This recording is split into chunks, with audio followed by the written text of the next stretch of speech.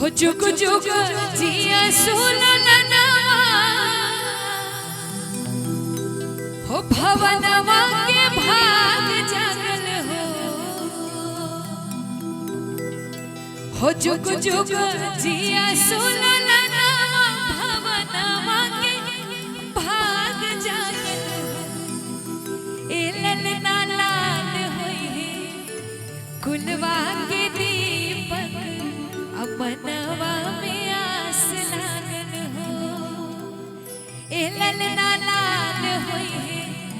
कुलवा के दीपक अपनवा में आस लागल हो।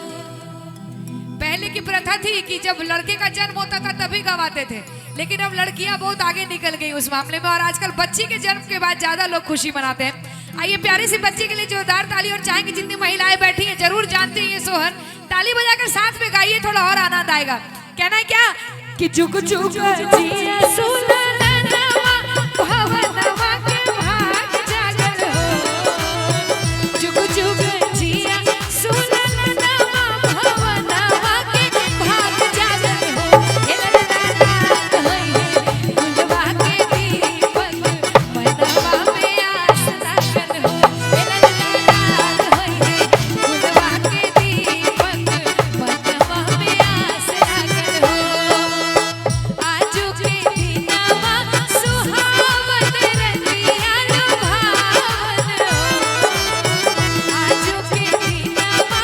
सुहावन रतिया लुभावन हो ए ललना दीदिया के होरिला जनमन होरिलवा बड़ा सुंदर हो ए ललना दीदिया के होरिला जनमन होरिलवा बड़ा सुंदर हो। थोड़ा ताली के साथ इस मोमेंट को थोड़ा सा एंजॉय करेंगे सारे, क्या बात है।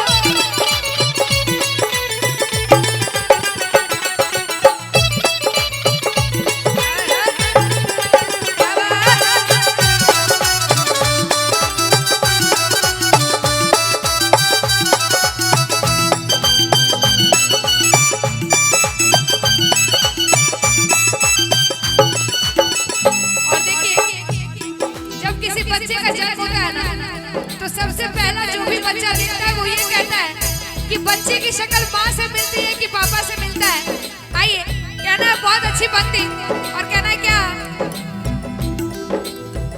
नकिया का हवे जैसे